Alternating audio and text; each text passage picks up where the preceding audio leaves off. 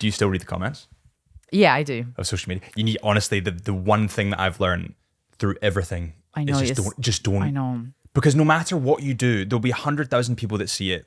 1% of the people are just not, for whatever reason. But that's the only one I remember. Exactly. I think that's a big part of the business that I would love to learn to be more robotic about, but I take it really personally. Like, Well, it's your business. I'm still, yes, I'm a boss and I lead and all that. But see, when it comes to like my work, I take it very personally, and I take all feedback. And I know I need to learn to just be like that feedback is not relevant because that person who's given it is not a consumer of mine. Or an employee, he's Nothing, not employed.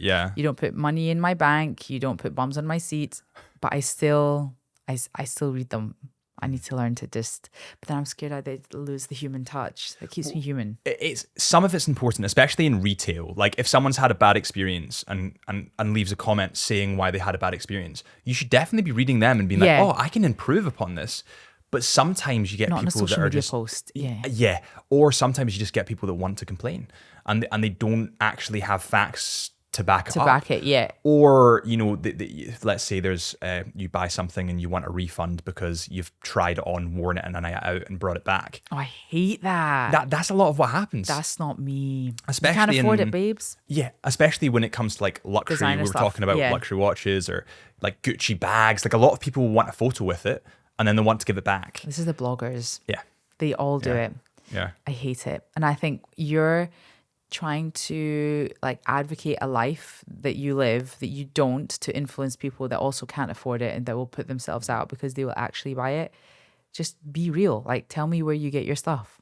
And how do you think that affects your niche, like aesthetics? Do you think that these bloggers and influencers have a real draw in terms of what people go for in terms of procedures? Yeah, massively. Not just bloggers and influencers, because I think we went through an era in lockdown where we started to cancel celebrities. Yes. And everyone then was bored and was like, what do we do? Like, oh, great, you're living a wonderful life. So we started to look at the level below, which is our influencers, our local celebrities.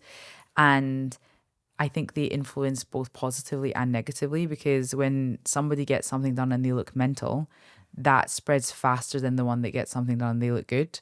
Right. And my whole ethos is that your treatment should be a secret. Nobody should know what you're getting done. You should just look fresh. So it's difficult to sell because none of my patients look like they're getting anything done. Whereas the influencers that are getting things done and their lips are overfilled, they're all over social media, in group chats, and they're being discussed. So I do think they have some influence, whether it's positive or negative. Mm-hmm. And the beginning of my career, I had a lot of influencers messaging me to collab. Or for free treatments. And at the beginning, I was like, yeah, like this is exposure and I want to do it. And they would come in and I would be like, this is actually a therapy session and they don't need anything. Or the things that I want to do for them is half of what they would like. So they would do like a selfie in the clinic and then they would leave and they'd go somewhere else where they would get the treatment that they wanted. And they'd plaster that all over social media. So it's hard because it doesn't always go in line with your ethos. So at the beginning, you're like, oh, but I need the business and I need the reach. But it completely contradicts what I do. And if I don't do it, I'm not going to get the business and the reach. But I just stuck to my ground. I just said no. Uh-huh. The other one is influencers that have like 600,000 followers on TikTok and they have 200,000 on Instagram. And they're like, I want to do a collab and you can pay me X to post. But then you go on their page and they have a huge following. Yeah, but it's from OnlyFans. So it's men. I'm like, the people that you influence are not my consumers though. So there is no investment in me treating you to have bigger lips. It's going to make you more money. But those cumulative 700,000 men are not going to be coming to my clinic. So that was a hard one. I learned that the hard way. What was it these influencers were after most? Like when I see it, it's normally the lips. It's fillers, yeah. It's fillers. So lips. And but why? Like what? Because I'm a guy, so I don't really understand the trend there. Like even my girlfriend was like, maybe I need lip filler, and I was like, why do you think that? Like what's causing you to think that? And I think it's just the repetition of social media. Everyone's doing it. Yeah. So lip fillers is the fastest way to get the biggest impact on your face, because you can do fillers anywhere in your face. Cheeks is really, really subtle. Chin is really for balancing. These aren't things that people notice. Like you and I, as people that are very in tune with our faces, will know something's changed, but no one else is going to know. Whereas lips is that immediate, something's changed. You look incredible. Where did you get it done? Yeah. It's a display of, I have expendable cash to spend on myself. Number one. Number two, you think status? It's status. The second one is it's increased sex appeal. Like bigger lips, anatomically, biologically, when you look at every culture around the world in history, bigger lips is sex appeal. You look at the Egyptians, is the first thing that they invented with makeup, is redder, bigger lips. But it's kind of like I talk about rich and wealthy. So people that are rich don't have branded outfits. Everything is clean, and they could wear t-shirts $400 but you wouldn't know about it. Whereas people that come into money, these Love Island celebrities or Geordie Shore, fast money, they're rich, so they are experiencing a lifestyle they never experienced before, and they want you to know about it. So they are branded head to toe, Prada, Louis Vuitton, Gucci bags, and it's a status thing, right? It's like a show off, it's a pride. Aesthetics is exactly the same thing. So for you to have something obviously done, it's demonstrating that I have expendable cash that I can spend on myself. Look, can't you see? I have my lips done. It's the exact same thing as me walking around with a Louis Vuitton bag or a huge Prada hoodie or something like that. Whereas wealthy treatment is what I always advocate, is you shouldn't look like you have anything done.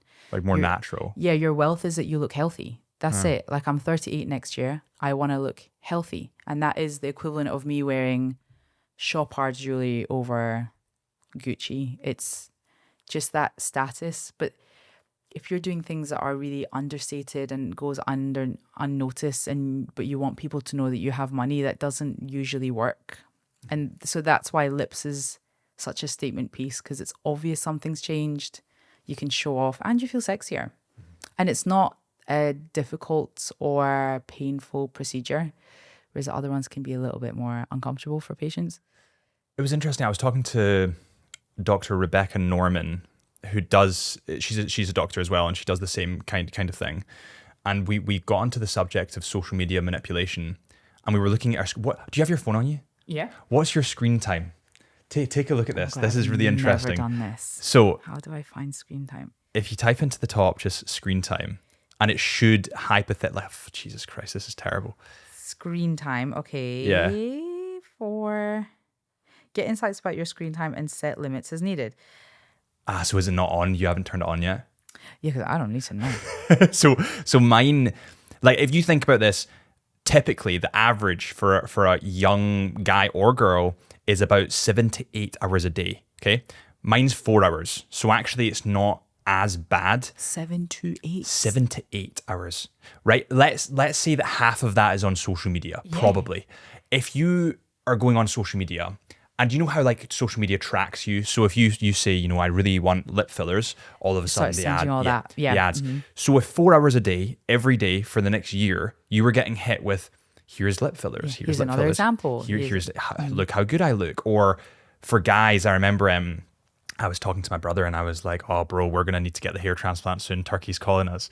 And it was a joke, but all of a sudden my whole algorithm was like, hair transplant. Look at my journey through the hair transplant. It if it continuously shows you, you then can't ignore it. So it's a constant thought. Whereas back in the day, my mom and dad would be like, I really would like a red Christmas tree this year. It would be a conversation that you'd have, and then you would forget about it because your life was so busy. But if you were constantly being shown red Christmas trees in the windows, and then somebody got it in their car, and then you went to your friend's house and they had it, you'd think, oh my God, this is a thing. Or remember when I had that conversation that I wanted it, so you would buy it. And this is why I said to my mom, I'm a consumer's dream, because I'm constantly being shown what I thought about one time yes, a week ago. Or searched one time. Yeah. And it will not stop until it's in my basket and I've checked out. Like, and with everything, like Zara is my biggest one. Zara it'll show me girls wearing it, and I'm like, yeah, it's nice. Then it'll show me another girl wearing it. I'm like, oh, that actually looks quite nice. And then it's in my basket. And then before you know it, it's reminding me, did you leave something? Did you forget something? Sign out quickly with double click. £10 discount. Yeah. It's wild. You just literally double click. I don't even need to remember my bank details, my cards, nothing. It's so easy to consume now. And be manipulated by it. Yeah. If you guys enjoyed that clip, please do me a huge favor before you go and head over to our Into the Mind podcast official page where we have the raw, uncut Into the Mind podcast, and hit that subscribe button. And the more subscribers we get, the more incredible guests we can get on the show. I really appreciate you guys for watching. Thank you so much. And I'll see you all real soon.